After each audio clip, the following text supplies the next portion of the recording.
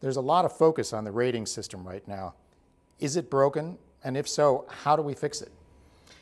I would say for the single obligor rating system, it's actually okay. It's worked well, it's served us pretty well, and I don't think we need to tinker around with that. It's for the multiple obligor securities, the system is broken.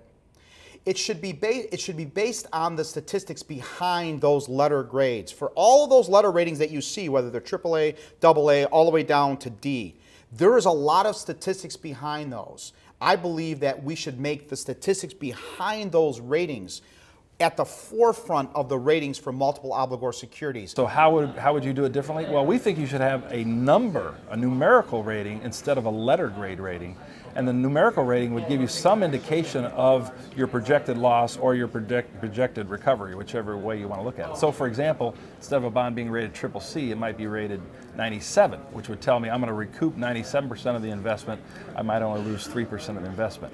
It gives me a lot more information. If it was my vote, I would eliminate the letter grades completely because it's so hard-coded into so many policies and repo agreements and other agreements that it's hard to say, well, it's CCC, but it's CCC 99, which means you're going to get back 99 cents on the dollar. Some people might think that's too radical or just, too big of a change. So a middle ground, perhaps a more practical solution would be to append that numerical rating onto the letter grade rating. So instead of a rating like CCC, I would be CCC/97.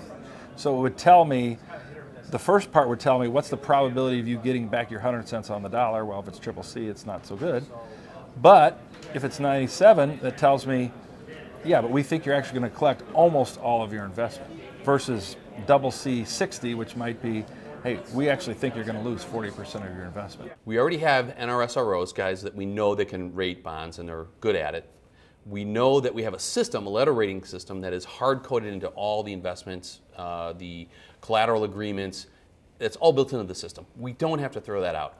All we have to do is take the rating systems that we have and the people that we use, and when we get to multiple obligor securities, let's just expand the definition a little bit and put in some of the statistical analysis behind the letter rating.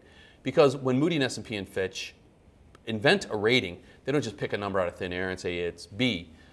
They do a lot of statistical analysis. So when we look at multi-obligor securities, let's have the rating agencies assign a letter rating and support it with a statistic that says how A-rated a bond is, how AA rated a bond is. And that's very simple to do.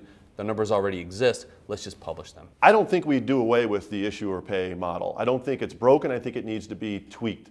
It needs to be enforced so that the rating agencies are applying the appropriate ratings to the securities that they're evaluating.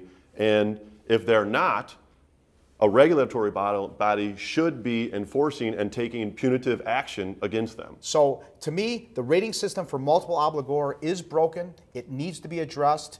And until we address it, we're still going to, in my opinion, have a quagmire in the securitization of loans because people have been very burned by this incorrect rating system with letter grades on multiple obligor securities.